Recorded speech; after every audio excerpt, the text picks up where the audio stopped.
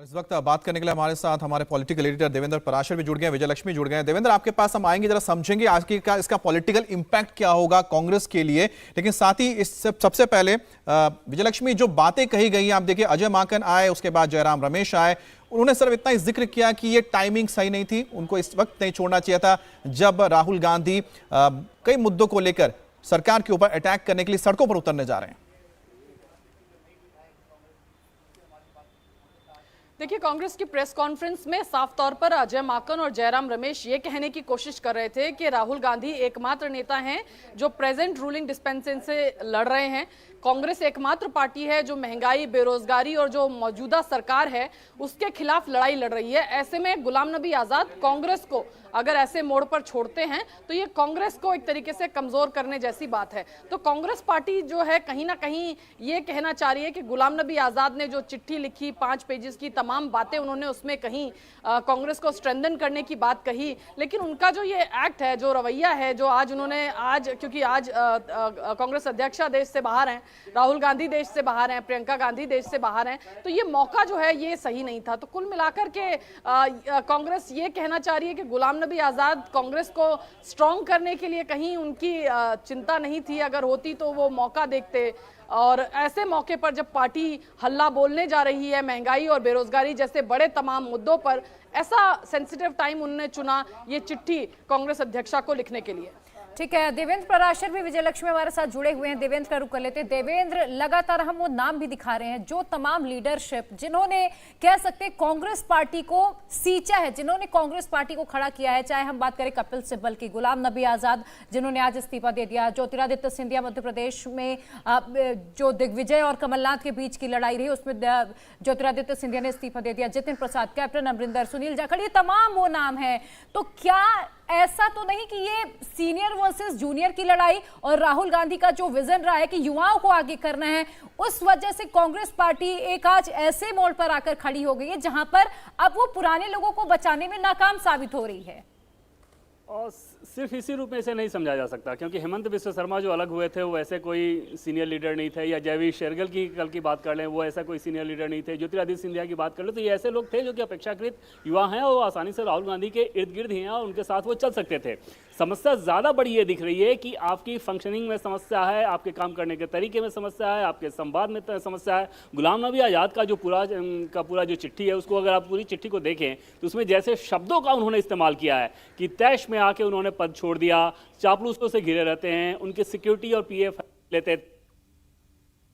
तो ये सारी चीजें बता रही है कि Rahul Gandhi as a leader अपने लोगों के बीच ही किस प्रकार से कोई क्रेडिबिलिटी अपनी नहीं बना पाए हैं। और ये मैं आपको बात बताऊं कि ये तो वो नेता हैं जो कि सार्वजनिक तौर पे बोल रहे हैं। कांग्रेस पार्टी के ऐसे बहुत सारे नेता आपको मिलेंगे जो कि दबी जुबान इस बात को स्वीकारते हैं, और जो मौजूदा टीम है उसमें भी ऐसे नेता हैं जो कि इस बात को स्वीकारते हैं कि राहुल गांधी कब क्या बोलते हैं, क्या करते हैं, समझ में नहीं आता। और पब्लिक पोस्चरिंग के हिसाब से राहुल गांधी का जो एक्शन रहता है वो उनके बीच एक लीडर के तौर पे भरोसा नहीं जता पाता कि आपका लीडर ऐसा है। जैसे बीजेपी से आप तुलना करके देखें तो प्रधानमंत्री नरेंद्र मोदी के बारे में भी ये कहा जाता है कि वो फैसले लेते हैं, अपने हिसाब से लेते हैं, लेकिन उनके फैसलों को अगर आप देखें तो क्योंकि वो जनता उसको उसी रूप में इको करती है, नतीजों में कन्वर्ट होता है, पार्टी के अन्य नेता भी उस तर्क को समझते हैं, तो वहाँ पर वो फैसला बहुत आसान लगने लगता है। दूसरी तरफ राहुल गांधी के केस में देखें कि वो अपने नेताओं को नहीं समझा पा रहे हैं, रिजल्ट दिख नहीं रहा है। जैसा कि गुलाम नबी आज़ाद ने लिखा कि 49 में से 39 इलेक्शन हारे आप, 10 में से 6 अलायंस पे रहा, 4 में सरकार थी उसमें से 2 बची है। तो ये सारी चीजें बता रही है कि कम्युनिकेशन के स्तर पे भी आप फेल हैं, बहुत इंटरेस्टिंग के स्तर पे भी फेल हैं, और एनालाइज किया के स्तर पे भी फेल हैं। आपने बहुत अच्छी चीज को एनालाइज किया कि प्रधानमंत्री मोदी जो फैसले लेते हैं उसका एनालिसिस होता है, उसका इवैल्यूएशन हो जाता है, जनता उसका इवैल्यूएशन कर देती है, इसी वजह से उनके हर फैसले को हर कोई मानता है, उनके पास सवाल नहीं उठते। लेकिन राहुल गांधी जो फैसले ले रहे हैं वो रिजल्ट नहीं दे रहे हैं, और यही वजह है कि उनके ऊपर सवाल उठ रहे हैं। विजयलक्ष्मी, जो बातें उसमें कही गई उसमें एक शब्द लिखा गया कि प्रॉक्सीज का जिक्र किया जा रहा है। लीडर कौन है? प्रॉक्सीज सारा काम कर रहे हैं।